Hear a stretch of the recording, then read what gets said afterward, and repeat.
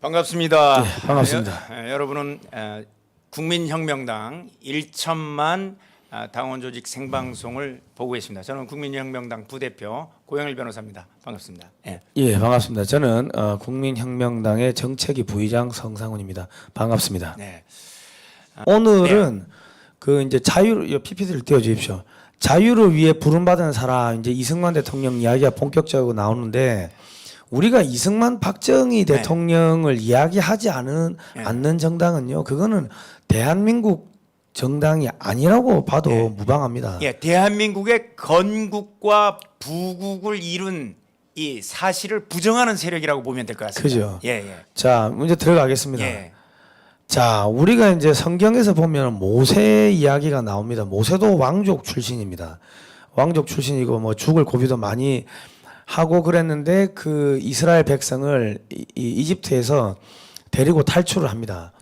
자, 그런데 우리나라에도 모세하고 똑같은 사람이 한 명 있었습니다. 우리 이제 이승만인데 여기 사진에 보시면은 어렸을 때 모습인데 이제 잘 생겼습니다. 세종대왕의 형인 양녕대군의 16대 손이니까 왕족입니다. 예. 모세하고 똑같은 왕족이에요. 다만 이제 모세는 그 왕족이란 의미가 이제 애굽 왕 바로의 딸, 바로의 딸의 양자가 됐으니까 이제 왕족이라는 그죠, 얘기입니다. 예. 자, 근데 이제 1875년 3월 26일 날 황해도 평산에서 출생을 했습니다. 그리고 그 어렸을 적부터 신동이다, 천재다 이렇게 불려가지고 발 없는 바람이 발도 없는데 뭐 천리를 간다 이런 시를 뭐 6살 때 지었다 하더라고요. 그러니까 3살 때 천자문 다 떼버리고. 야, 그럼 뭐 대단한 분입니다. 그러니까 이 넘사벽이죠. 지금으로 봤을 때는 어쨌든 간에 최초라는 수식어가 많이 이제 붙는 분인데 이분이 자유를 위해 부름을 받습니다. 이승만. 근데 그 자유를 위해 부름 받은 사람 이승만이라는 게 이승만 대통령이 가장 그 좋아했던 성경 구절이 있습니다. 갈라디아서 5장 1절 말씀. 너희가 자유를 위하여 부름 받았으니 그리스도께서 너희로 자유케 하려고 자유를 주셨으니 그러므로 너희는 굳세게 서서 다시는 종의 멍에를 매지 말라. 이 자유를 너무나도 소중히 여겼던 분이 바로 이승만 대통령입니다. 그래서 오늘 제목을 자유를 위해서 부름받은 사람, 이승만 대통령 이렇게 우리가 한번 정해본 겁니다. 그러니까 지금 그 저희가 계속 기독 이승만의 기독교 입국론에 대해서 지금 오늘이 5번째인가요? 계속 시리즈로 하는 거는 우리 정당이 지금 이승만의 건국 정신, 박정희의 부국 강병 정신을 지금 이야기를 하는데 박정희 대통령은 그나마 조금 가까워요. 우리하고 가까운 시대에 살았던 분들이니까 박정희 대통령 때 그 우리 경제 성장을 했던 그 기억을 가지신 우리 어머님, 아버님, 할머니, 할아버님들이 많이 살아 계신데 이승만 대통령은 조금 더 멀죠.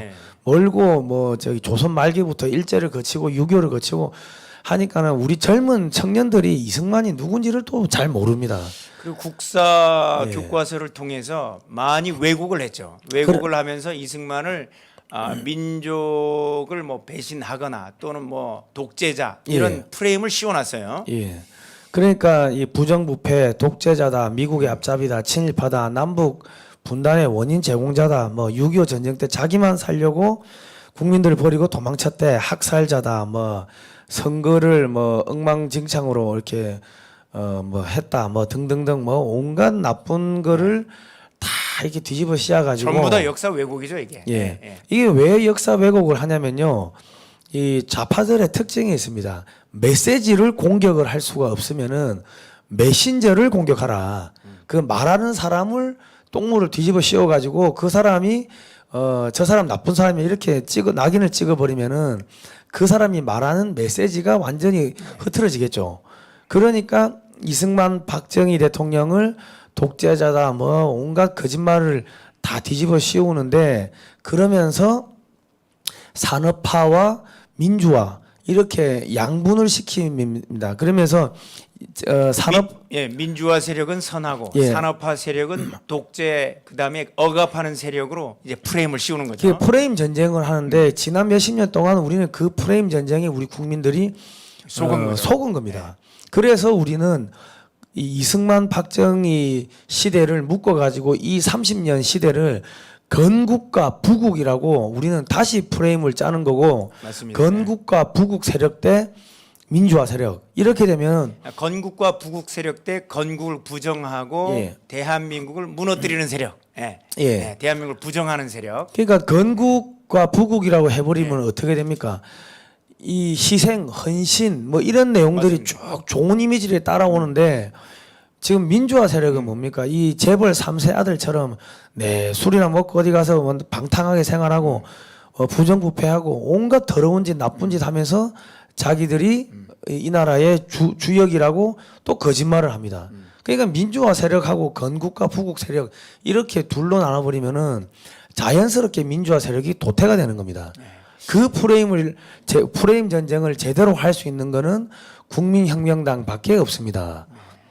자, 오늘도 뭐 책을 읽다 보니까 이제 이 노동조합 내지는 노조 세력을 산업화의 찌꺼기를 먹고 자라난 이런 세력이라고 글을 쓴 외국 학자를 봤는데요. 예. 이 민주화 세력이라는 게 사실은 건국과 부국하는 가운데 예. 그 찌꺼기를 먹고 이 자라는 이제 어둠의 세력들이라고 보면 될 것 같습니다. 예. 그러니까 이 지금 대한민국의 자칭 민주화 세력이라고 하는 사람들을 일본의 학자들도 비판을 하는 게 어떻게 비판하냐면 이 사람들은 박정희가 깔아놓은 이 경제 개발의 모델 그 모델을 완전히 부정을 하는데 1970년대와 80년대가 아예 없는 것처럼 이야기를 하고 어디서 이 한국의 경제 개발이 뚝 떨어진 것처럼 이야기하는데 그 거짓말하고 있다. 그런 식으로 이제 비판을 많이를 합니다. 특히 석유 파동까지 이겨냈지 않습니까? 그죠, 예. 석유 파동까지 이겨내고 우리 산업화를 이뤄낸 이런 건국과 부국의 세력에 대해서 이제 역사적으로 왜곡하고 아까 우리 성 대표님 말씀했던 대로 그 역사를 부정하지 못하니까 역사를 이뤄낸 사람, 내지는 역사를 얘기하는 사람을 메신저를 전달하는 사람을 오물을 뒤집어 씌워서 역사 자체를 이제 가려버리는 이런 일들을 계속해서 전교조를 통해서 해왔던 겁니다. 예. 자, 우리가 알아야 할 이승만 배제학당하고 이제 한성 감옥. 자, 육아에서 태어난 나는 육아만큼 훌륭한 종교는 있을 수 없다고 믿고 있었다. 나의 어머니는 또 나를 생일 때마다 서울 근처에 있는 큰 절인 되무게에 보내어 장수다복을 빌도록 하곤 하였다. 그리고 전 목사님하고 비슷했네요. 예. 이승만 대통령 모친께서도 그러니까 이 왕족이니까 뭐 유교는 기본적으로 깔고 가는 거고 거기다 어머님이 불교였다고 합니다. 실제로 그 이승만 대통령 전기를 보면 불교에 대해서 굉장히 이제 깊이 알고 있고 한시도 이 불상과 관련된 이 한시까지 지은 역사가 있죠. 그러니까 이게 뭐 저는 그 한국해양대학교 졸업하고 배를 4년 탔는데 4년 타는 동안 너무 힘들어가지고 그때마다 제가 배에서 성경이 아니고 천수경 그 반야신경 CD 사와가지고 틀어놓고 그거 외우고 그랬습니다. 근데 성경책 빼고 다 봤어요 배에서. 그랬는데 거기서 이제 뭐 마하바냐 바라밀타신경 뭐 색적시금 공적시색 아재 바라제 쭉 나가는 거 옛날에 이제 100%다 배웠어요. 그런데 그거를 보면은 반야신경을 보면 이게 공이 물질이 공이다가 이거 물질이라는 게 공허하다는 거예요. 세상 이게 일이 공허하다. 거기서 공수래 공수고 빈수레로 왔다가 빈수레로 돌아간다. 쭉 이게 나오는데 내가 이제 교회 하나님 믿고 이제 교회 나가면서 이 성경책을 보다 보니까 전도서 말씀 이거 전도서를 보니까 야 이거 헛되도다. 해 아래 사람이 하는 것 중에 유익한 게 무엇이 있으리요? 해는 떴다가 자기 처소로 돌아가고 바람도 불어왔다 불어가고 한 세대가 또 왔다가 한 세대 가고 야, 나 이거 보면서 눈물이 펑펑 나더라. 야, 그럼 이때까지 내가 했던 것들이 다 헛된 짓거리 했구나.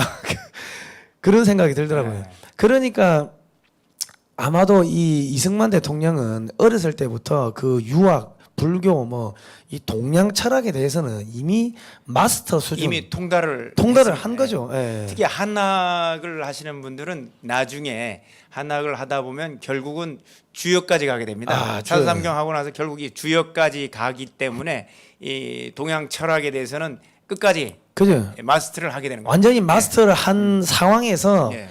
그리고 이 세계 학문의 기본이 영어지 않습니까? 네. 영어를 또 감옥에서 그렇게 공부를 하고 또 성경을 또 뭐 그냥 신약 성경을 암송할 정도, 예, 영어로 뭐. 암송할 정도가 됐었고. 그 정도니까 사실은 미국의 정치인들이나 뭐 장군들 뭐 이런 사람들을 봤을 때는 이거 완전히 베이비들, 애기들인 거죠. 애기들. 이거 뭐 머리에 든 것도 없는 놈들이 와가지고 겁적대니까는 이승만 대통령이 다 그냥 찍어 말로서 찍어 누른 거 아닙니까? 철학적인 바탕이 이 없는 사람과 철학적인 바탕이 갖춰진 사람과 말싸움을 하면 이길 수 없는 거예요. 이길 수 없는 예. 거예요. 전 목사님 설교 중에 그게 있지 않습니까? 생각의 3대 통로 할 때 예. 어느 집안에 서울대 의대, 서울대 공대, 예. 의대 나오고 근데 한 사람은 서울대 철학과 나왔는데 예. 말싸움을 하면 누가 이긴다고요? 철학과 나온 분이 눈을 치그시 감고 인생이란 이렇게 나오면 이길 수가 없는 거예요. 마찬가지로 예. 이승만 대통령이 이미 20대 이전에 그러니까 우리가 말하는 한학이 이제 결국 동양 철학의 집대성인데 유교 철학의 집대성을 예. 다 이제 완독하고 익힌 분이었기 때문에 실제로 미국 정치인들과 얘기를 해도 밀리지 않는 거고 그죠. 신약 성경을 영어로 암송하고 있는 분이니 어떻게 이길 수가 있겠습니까? 그래요. 예. 거기다가 또 가방끈이 예. 조지 워싱턴대를 2년 만에 졸업을 했습니다. 그리고 하버드대 학사, 프린스턴대 그 박사, 즉 국제정치학 박사. 그리고 이거는 뭐 최근에 알려진 사실인데 그 청강을 해가지고 프린스턴 신학대학에서 또 학사까지 청강으로 이렇게 수료를 하셨다 하더라고요. 신학 과목하고 국제 정치 예. 이쪽에 이제 수강을 하면서 그러니까 사도 바울이 이제 히브리 철학과 그다음에 이 그리스 철학, 헬라 철학에 능통했던 것처럼 예. 이승만 대통령은 기독교 철학 그러니까 이 기독교 철학과 예. 그다음에 동양 철학에 이미 통달한 사도 바울 같은 그죠. 이런 이제 세상에 다수에서의 어떤 지식까지 갖추고 있었던 분이었던 그러니까 거죠. 미국에서도 예. 그 학교를 3개씩이나 나오는 사람이 아직도 드뭅니다. 예. 그것도 아이비리그에 그죠. 그러니까 뭐 지금이나 그때나 전 세계에서 가방끈이 제일 긴 사람이었다고 보시면은 될 겁니다. 네. 그런 분이 대한민국의 네. 초대 대통령이 이제 되시는데 다소의 크기로는 우리가 영적 주소에서 다소의 크기로도 비교할 수 없는 분이었습니다. 예. 나는 과거 보러 다닐 적에 급제하면 성산문 같은 충신이 되는 게 소원이었지. 아이고 우리 할아버지 나오네. 제가 성산문이 그 창녕성시의 4대손 제 할아버지십니다. 4대조 할아버지입니다. 4대조 할아버지. 성산문 같은 충신이 되는 게 소원이었지. 성삼문 신숙주 또 한 사람이죠. 기억이 안 나네요. 예. 하여튼 과거 보러 다닐 때 이 이승만 대통령이 대신 과거를 본 사람들은 다 합격을 하고 예. 이승만 대통령이 직접 낸 이 답안지를 제출하면 떨어지고 그때 당시에 이미 뒷돈을 안 주면 매관 매직을 하던 시절이어서 이승만 대통령이 본 과거 시험지는 이 급제를 못하고 대신 쳐준 사람들은 다 급제를 하는 이런 일들이 벌어져서 참 이승만 대통령이 이 과거 시험을 급제하는 게 참 어려웠습니다. 그러니까요. 그러니까 1945년 귀국 이후 재헌후회 의장 시절에 상도동 지덕사를 방문했을 때 동행했던 이유선에게 야 나는 과거 보러 다닐 적에 급제하면 성산문 같은 충신이 되는 게 소원이었어 하고 말씀을 하셨대요. 그런데 열심히 공부했는데 결국 그 일제가 과거제를 폐지하도록 하죠. 예, 1894년에 가보개혁이 이제 그 실행되면서 과거 제도가 변화합니다.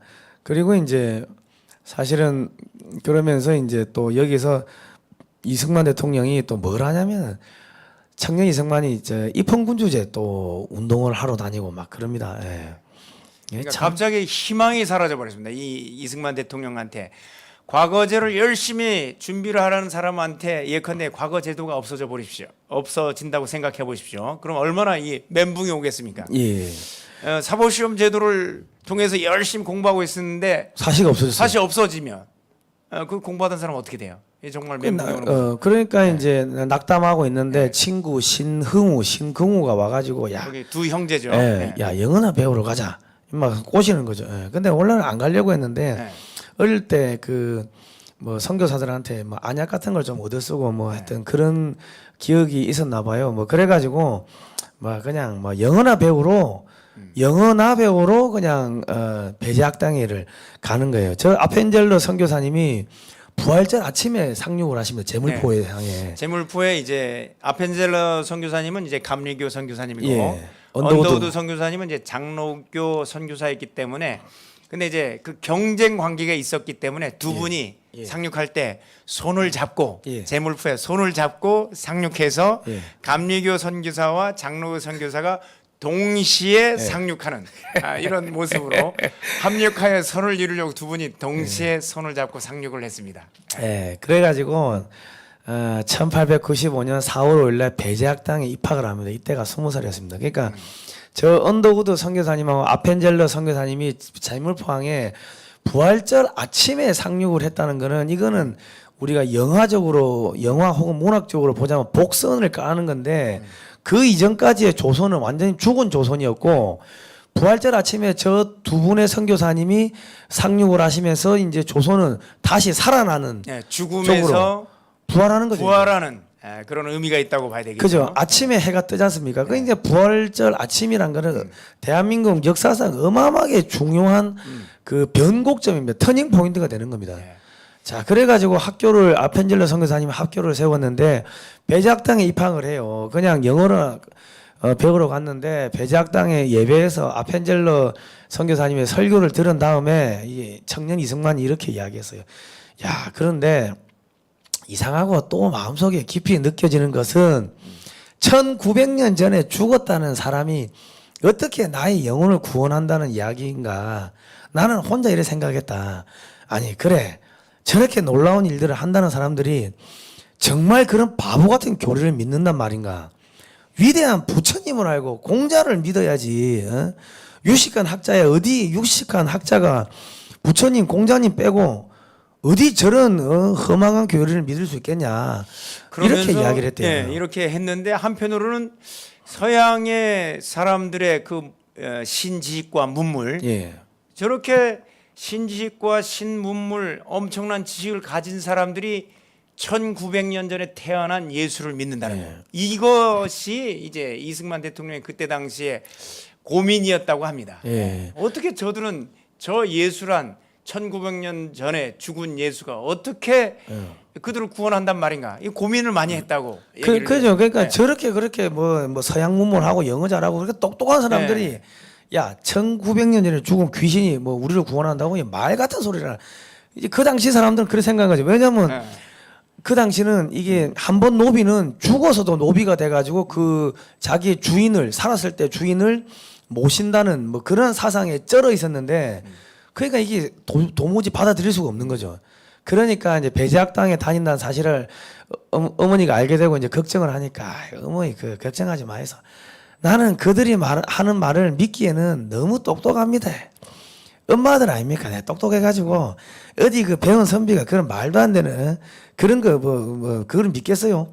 그들의 교인이 되는 것을 보신 일이 있습니까? 선비들이 교인이 되는 거, 선비들이 예수 믿는 거 본 적 있습니까? 걱정하지 마이소. 그랬는데 나중에 기독교 입국론 책을 쓰는 거예요. 그러니까 이 사람 사는 거는 몰라요. 이 장담할 필요가 없는 거예요. 처음에 이제 교회에 오면 이제 이거를 뭐 친구 따라 교회에 오면 듣긴 듣지만 그래 이제 목사님 설교하시는 거 보면 그래 얼마든지 짓거려 봐라. 나는 거기에 대해 다 반박할 준비가 돼 있다. 그래 열심히 읊어봐라. 이런 마음으로 이승만 대통령도 그죠. 들었다고. 예. 그 부산말로 하면 그래 네. 그래 니 한번 씨부리 보소 내가 한번 들어볼게 네. 그거 아닙니까? 맞습니다. 그러니까 물론 나는 주의 깊게 들으려고 하지도 않았지만 들은 것이 있었다면 비판하기 위해서 그러나 반박하기 위해서였다. 이 이렇게 이승만 대통령이 직접 썼죠. 예. 그 비망록에 아펜젤러 선교사님의 설교를 듣고 그렇게 이제 비판을 하려고 이제 듣다 보니까 원래 비판하려고 들으면은 더 깊이 들어갑니다. 굉장히 자세하게 듣죠. 비판해야 되니까 예. 한 마디도 놓치지 않고 들었을 거라고 생각이 됩니다. 여기서 이제 6개월 만에 영어 보조 교사가 됩니다. 그런데 여기서 배운 거는 뭐 영어도 영어지만은 정치적 자유, 종교적 자유, 자유민주주의, 뭐 평등, 민주주의 이런 걸 보고 배우면서 야 이게 나라를 살릴 새로운 가치겠구나. 그래가지고 잠깐 거기서 이제 영어 부분도 이제 지나가는 말인데 우리가 선교사들이 대한민국에 와서 영어를 가르칠 때만 해도 우리가 영어를 잘했습니다. 예, 예. 왜냐하면 이제 말을 하는 영어니까. 그죠. 그러나 이게 일제 시대가 들어오면서 일본 영어가 들어온 거예요. 문법 영어. 콩글리시가 되네. 예. 일본이 전 세계에서 영어를 가장 못하는 선진국 중에 하나입니다. 우리보다 못하는 이유가 저기는 다 문법 영어예요. 예. 그게 우리가 일본 문법 영어가 대한민국에 들어오면서 예. 선교사들이 이루어놓은 영어의 토대가 다 무너진 겁니다. 그때만 해도 이 선교사들에게 배운 영어는 바로 6개월 만에 보조교사가 되고 이 아펜젤러 선교사님과 영어로 이야기할 정도로 됐었던 겁니다. 예. 참 이 일본의 영향이 안 좋은 영향이 영어에서도 있었습니다. 그러니까 그 천자물 다 떼고 사서성경을 다 외울 정도가 됐으니까는 영어 단어 외우는 거야. 그게 뭐 식은 죽 먹기죠. 예.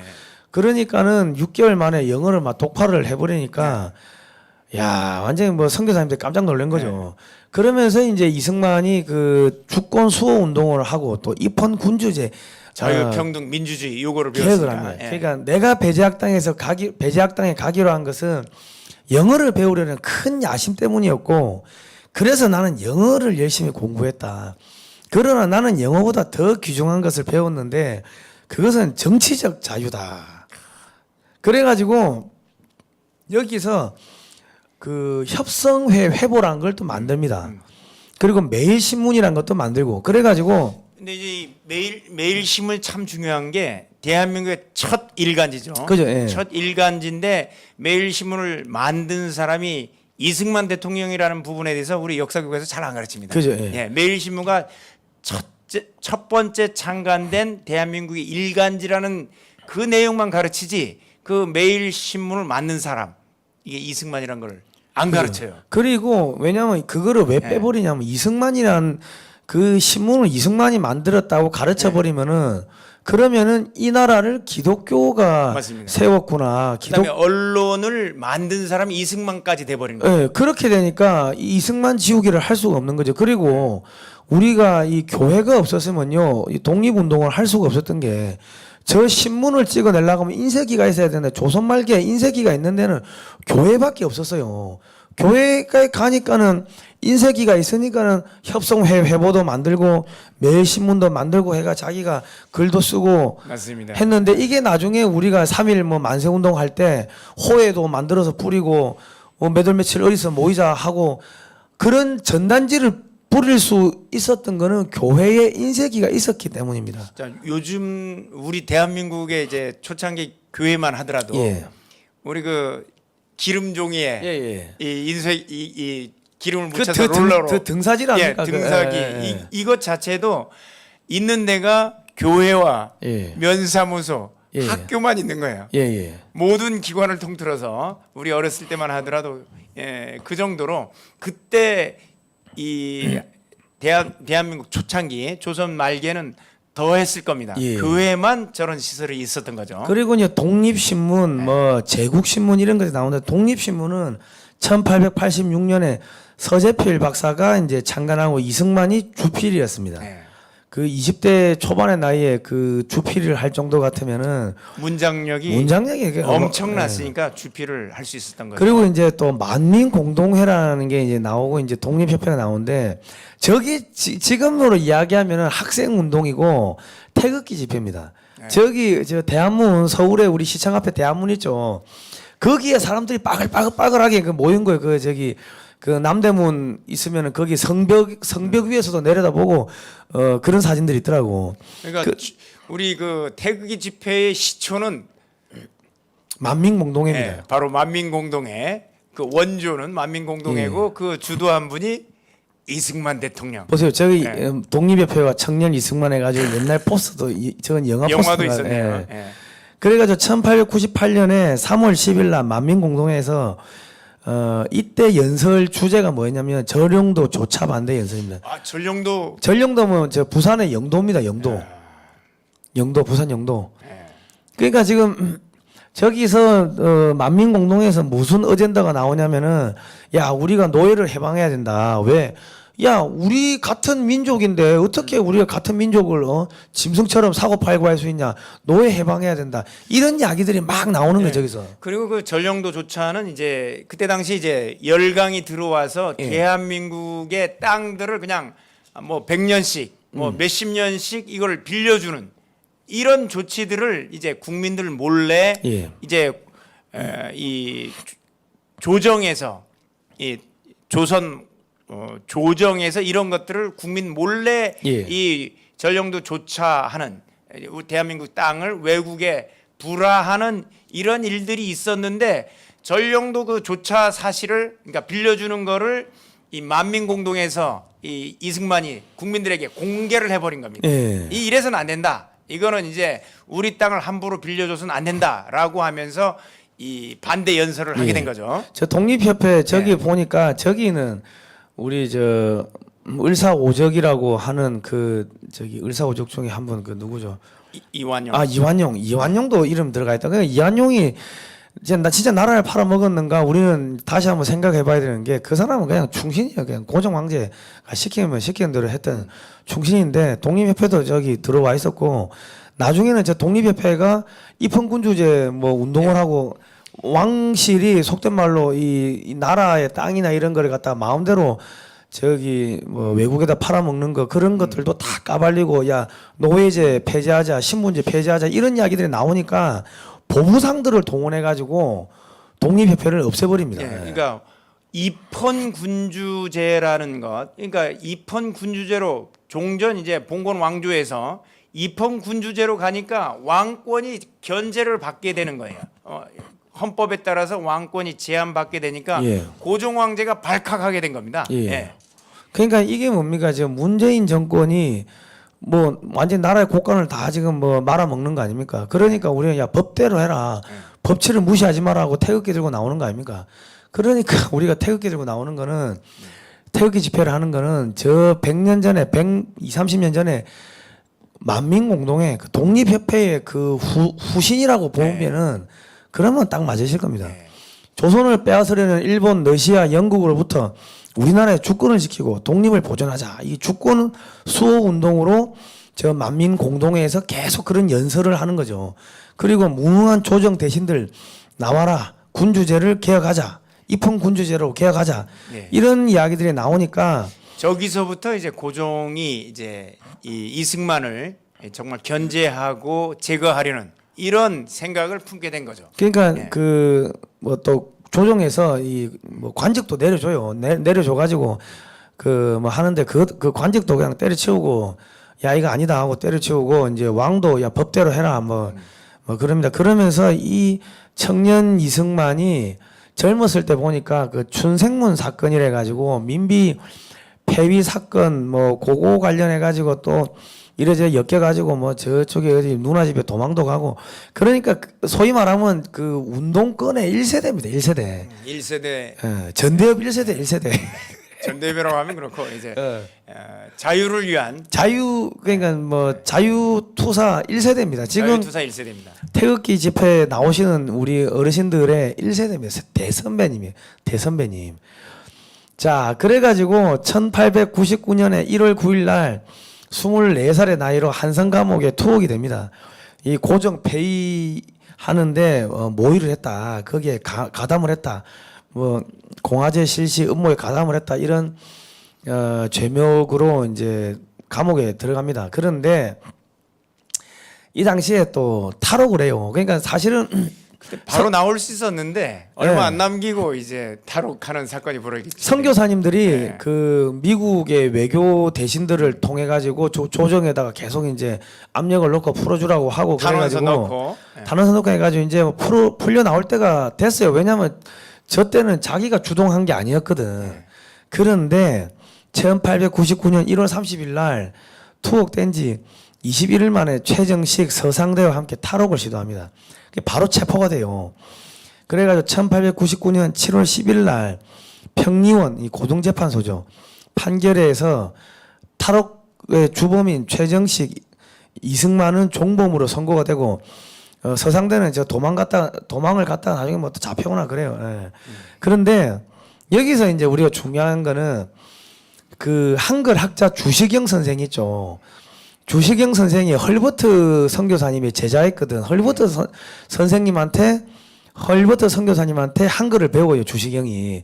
그리고 이제 한글 맞춤법 띄어쓰기 이런 거를 띄어쓰기도 사실은 그 헐버트 선교사님 헐버트 선교사가 해놓은 거를 주시경이 이어받으니까는 한글학자 주시경이 한글 체계를 확립했다고 하는데 그거는 저 헐버트 선교사님의 업적을 이어받은 거고. 그러니까 우리가 왜 이게 띄어쓰기가 중요하냐면 지금 그 예. 한자나 일본어에는 띄어쓰기가 없습니다. 예, 그죠. 그러니까 대한민국 한글도 우리가 이제 훈민정음을 통해서 이 세종대왕이 만들었다고 하지만 예. 띄어쓰기가 없던 시절이었습니다. 그때까지. 예. 그러나 헐버트 선교사님 오셔가지고 이걸 띄어쓰기 하면 어떻겠냐 예. 해서 띄어쓰기를 처음으로 제안해서 이 부분이 우리 대한민국 한글에 띄어쓰기가 그죠. 시작이 된 겁니다. 그래가지고 그래가지고 헐버트 선교사님이 그 배제학당의 3대 교장 선생님이요.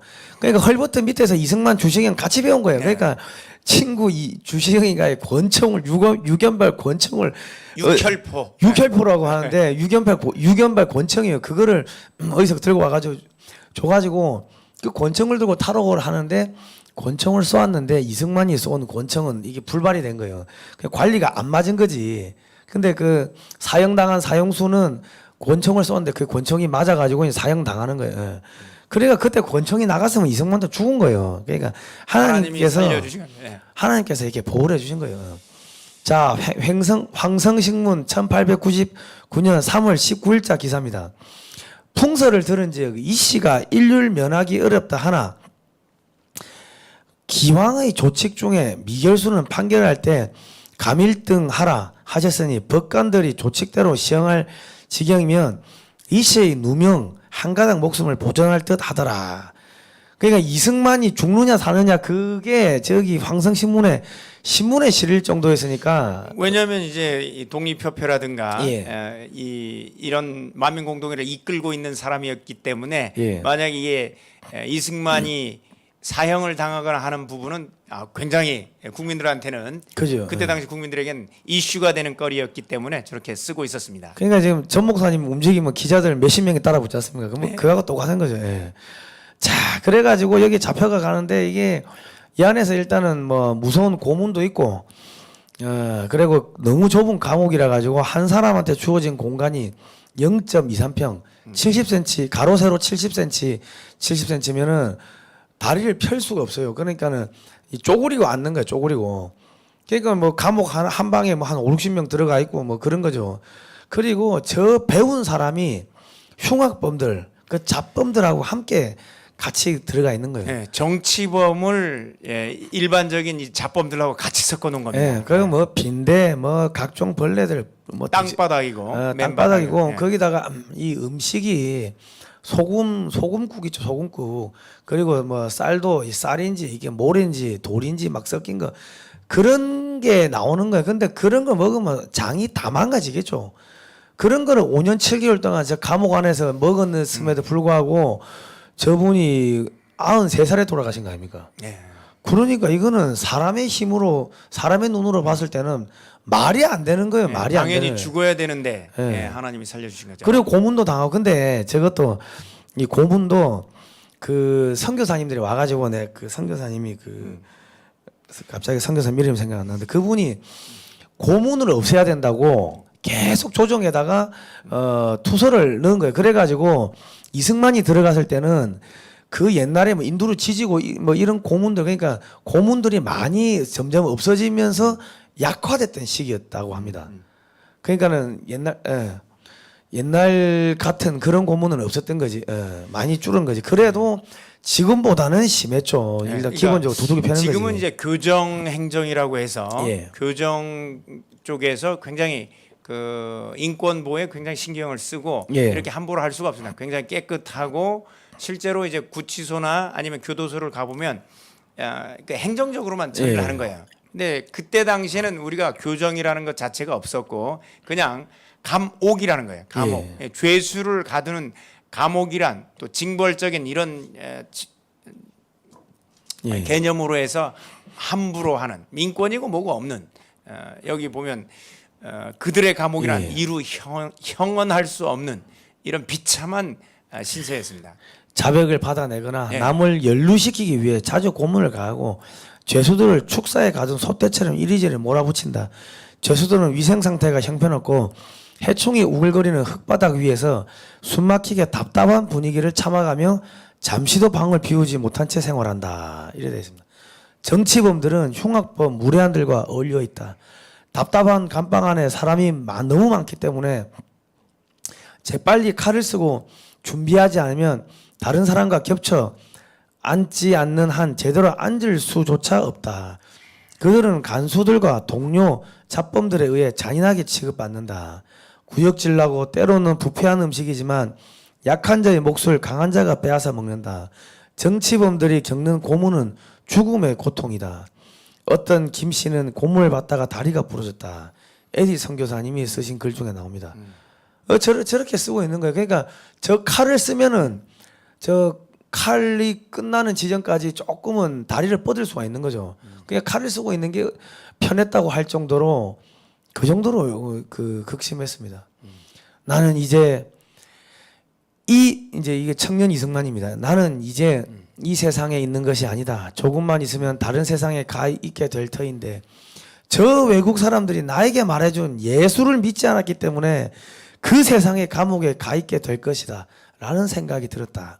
그러나 그는 배제학당 예배실에서 어느 선교사가 당신이 죄를 회개하면 하나님께서는 지금이라도 용서하실 것이요 라고 하는 말을 들었던 기억이 떠올랐다.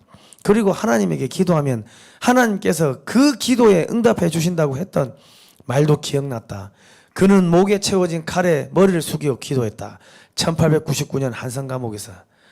자, 여기서 예수님을 만납니다. 예수님을 만나면서 이게 뭐 고문 받고 그 깜깜한 방에 그냥 눕혀 놓은 거예요.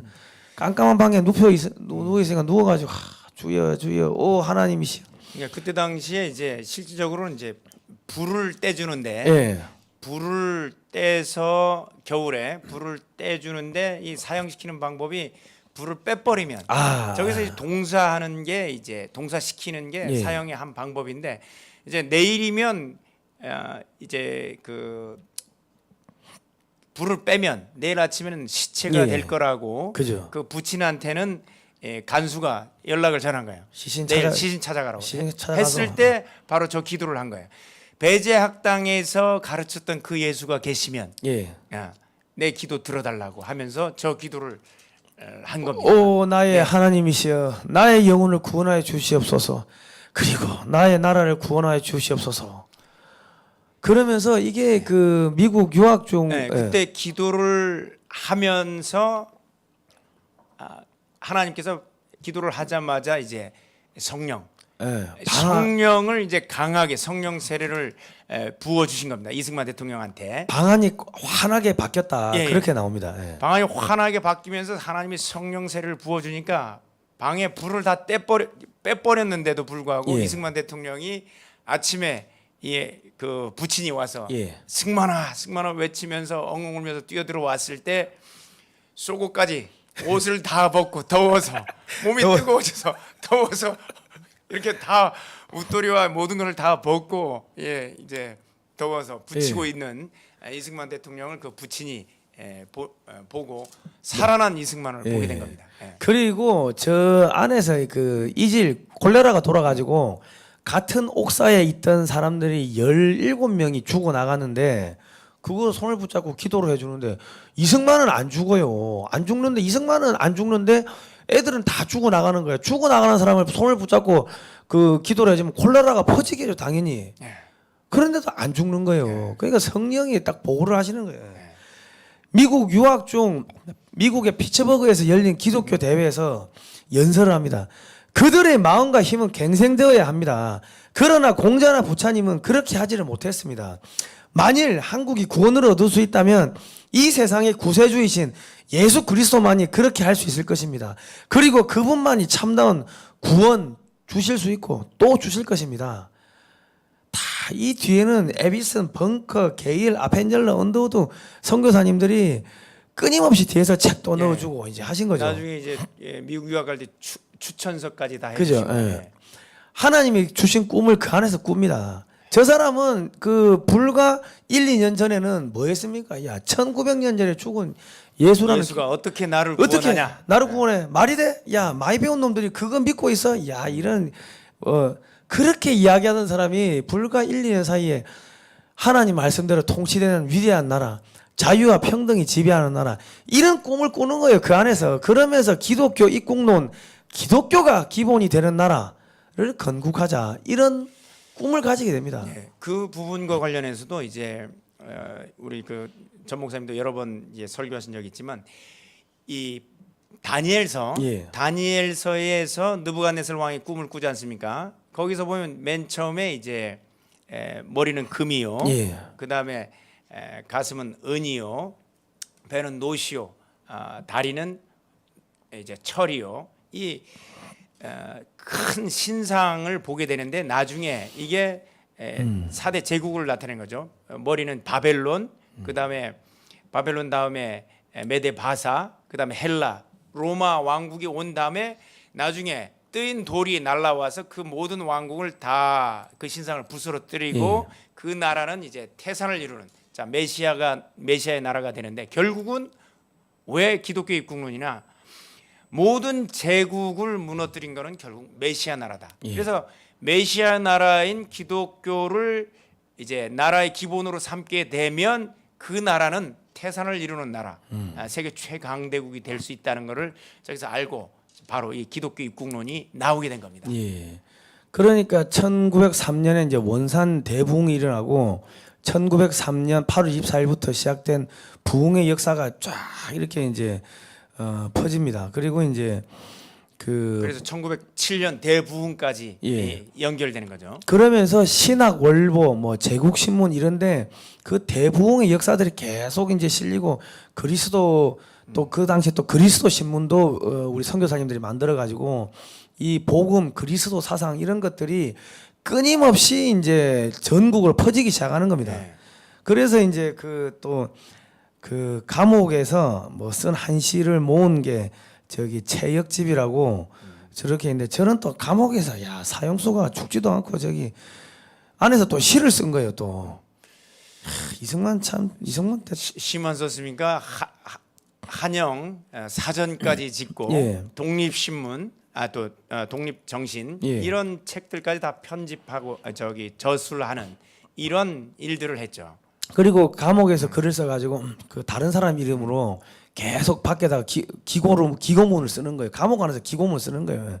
그리고 이 칼 차고 있으니까 성경책을 선교사님들이 넣어주니까 성경책을 볼 수가 없으니까 다른 사람들이 한 장 한 장 넘겨주는 거예요. 그런 식으로 우리가 성경책을 봤다 하더라고. 그래가지고 1903년 9월 달에 신학월보가 이제 나오는데 정치는 항상 교회 본위로서 딸려나는 고로 교회에서 감화한 사람이 많이 생길수록 정치의 근본이 스스로 바로 잡히나니 이러므로 교화로서 나라를 변혁하는 것이 제일 순편하고 순리한 연륜이라 뭐 이렇게 썼습니다.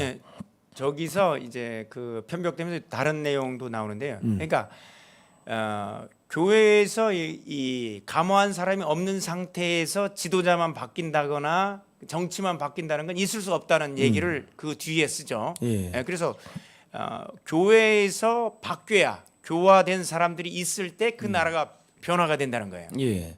그러니까 그 저분들이 그때 우리 세례를 받으려고 하면은 지금처럼 가서 세례 달라 하면 세례 주는 게 아니고 일단은 노비를 다 해방을 해야 되고 첩을 다 없애야 되고 그리고 또 뭐 한 명 전도해야 되고 뭐 까다로웠더라고요. 세례를 받으려고 하면은. 그러니까 저런 사상들이 쫙 전파가 되면서 그리스도 사상이 전파가 되면서 교회 갔다 오는 그 양반들이 노비를 해방하기 시작하는 거예요. 예. 그런 운동들이 벌어집니다. 사람이 극히 어려운 지경은 곧 하나님이 감화시킬 기회라 하나니 비교하건대 논고에 물이 마르고 뜨거워 고기가 살 수 없게 된 후에야 스스로 새 물길을 얻어 강과 바다를 찾아갈지라.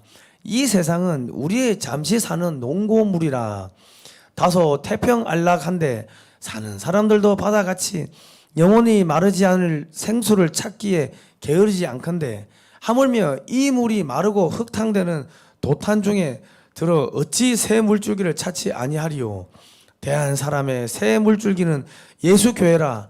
이 교회가 날로 흥왕함은 더 말할 것 없으려니와 아직까지도 저 불쌍한 사람들을 다 기회를 주어 우리와 같이 생활 셈으로 나오지 못하게 함은 실로 다 우리 신이 부족함이요 사랑이 부족함이라. 그러니까 요한복음 6장 이제 35절 이하에서 나오는 이제 예수님은 생명의 떡이고 예수를 믿는 자는 그 배에서 생수의 강이 흘러나온다는 이 얘기들을 이렇게 풀어서 예. 설명하고 계시는 거죠. 예, 신학월보 논설에 두 가지 편벽됨이라는 주제로 이제 이 기사가 실린 건데 논설문이 실린 건데 그 내용이 나오네요. 예. 예.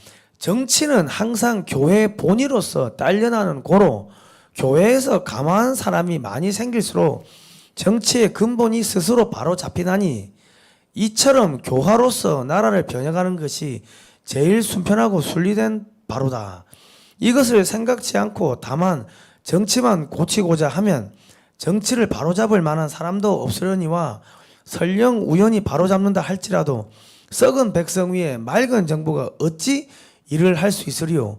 반드시 백성을 감화시켜 새 사람이 되게 한 후에야 정부가 스스로 맑아질지니 이 어찌 교회가 정부의 근원이 아니리요. 예, 저는 저 내용을 가지고 이제 교회의 정치 참여 부분, 정교 분리 원칙에 대해서 잘못 알고 있는 것에 대해서 이승만 대통령이 정확하게 지적을 했습니다. 그러면서 다른 내용에서 보면 그 편벽되면서 이런 거는 관심을 안 가지고 나의 가족, 나만 구원하소서 이 부분에서 아주 예리하게 이승만 대통령이 비판을 합니다. 결국 교회가 정치와 벽을 쌓는 것 자체가 바로 교회가 정부의 근원이란 말을 하고 완전히 배치가 되는 겁니다. 그래서 교회는 반드시 이 세상이 하나님의 법으로 다스려지는 나라가 되기 위해서 일을 해야 된다는 거예요. 예. 그러니까 이제 목사님들 빨리 저 예배 드리십시오. 예. 자, 그리고 1903년에 11월 달에 그 한성 감옥에서 교회 경략이라는 책을 씁니다. 저도 저 교회 경략을 읽어봤는데 우리도 오늘부터 깨달아 우리 손으로 힘들여 나라를 영국, 미국 같이 만들어 놓고 세계 각국에 대한 선교사를 파송하여 야만과 미개한 인종들에게 전도할진대 우리의 나중복도 크겠고 우리의 권리도 커지겠고 우리나라 영광도 영국, 미국 같이 드러날지라. 저 때는 조선이 완전 거지 국가였는데 그런데 이미 이제 100년 뒤에 일어나는 일들을 이미 계획하고 계셨네요. 그러니까 100년 뒤에 우리나라가 지금 선교사 파송 2등 국가가 된 거 아닙니까? 네, 맞습니다. 그러면서 지금 영국에다가 영국하고 유럽이 어떻게 됐습니까? 뭐 교회가 다 무너져서 교회가 무너진 거 술집으로 바뀌고 한 거 아닙니까? 제가 영국에 한 4년 전에 윌버포스 아카데미라는 예. 데를 다녀왔습니다. 근데 거기 가 보니까 과거에는 우리가 니네한테 복음을 전하고 섬겼는데 이제는 니네가 와서 선교사 보내라는 거예요. 예. 니네가 와서 우리를 섬겨야 될 때라고 이렇게 예. 그 영국 변호사가 저희들한테 얘기했던 기억이 납니다. 예. 자, 그리고 1904년 2월부터 6월 독립정신을 또 한성 감옥에 했습니다. 부지런해요. 네. 부지런해. 진짜 부지런해. 쉬는 시간이 없습니다. 예. 지금 우리나라 저때 그 글 쓸 때 보니까 항아리 안에다가 촛불을 이렇게 넣어가지고 관리들이 오면 이렇게 또 치우고 뭐 그랬다 하더라고. 지금 우리나라가 쓰러진 데서 일어나려면 기독교를 근본으로 삼아야 미국과 영국 같은 1등 국가가 될 수 있다. 다니엘서를 읽고 나서 예. 바로 기독교를 근본으로 삼아야 된다고 저 글을 쓴 겁니다. 자, 그러니까 이 우리가 기독교 국가가 돼야지 잘 먹고 잘 산다고 이야기를 하면은 왜 종교 이야기를 하고 정치 이야기를 썩느냐고 이야기를 하신 분들이 계십니다. 그런데 이승만 대통령은 사서삼경을 다 뗐고 불교, 유교, 경전 다 뗀 사람이 그거 안 돼. 기독교로 가야 돼 하는 것 같으면은 뭔가 이유가 있는 거 아닙니까? 유교 국가들 잘 사는 나라 봤습니까? 불교 국가들 잘 사는 나라 봤습니까? 하나같이 다 못 사는 나라. 그리고 공산주의 국가, 이슬람 국가 잘 사는 나라 봤습니까? 다 거지 국가들이죠. 그리고 카톨릭 국가, 저기 중남미에 그 전부 다 카톨릭인데 다 우리보다 못 살잖아요. 예, 브라질, 아르헨티나 자원도 전부 다. 많은데.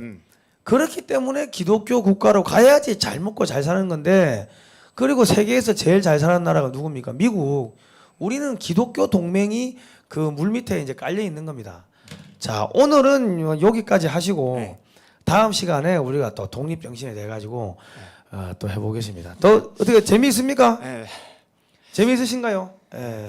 여러분들은 지금 국민혁명당 1천만 조직 가입 방송을 보고 계신데 예. 여러분들이 1,000만 조직을 완성하면 100만 조직만 완성해도 우리가 국내 문제를 해결할 수 있고 1,000만 조직을 완성하면 중국 문제, 미국 문제, 그리고 일본 문제 완전히 해결해서 대한민국을 통일시키고 결국 만주까지 우리가 수복해서 1등 국가, 지투 국가 만들 수 있습니다. 예. 여러분 많이 그 채팅방 상단에 우리 국민혁명당 당원 가입 예. 거기 클릭해서 가입해 주시기 바랍니다. 예, 마지막으로 제가 한 말씀 드리면 우리 저 절에 나가시는 분들은 색즉시공 공즉시색 아재아재 바라재 그 인생이 허무한 거예요. 허무하니까 안 허무하려면 국민혁명당에 지금 가입하시면 허무하지가 않습니다.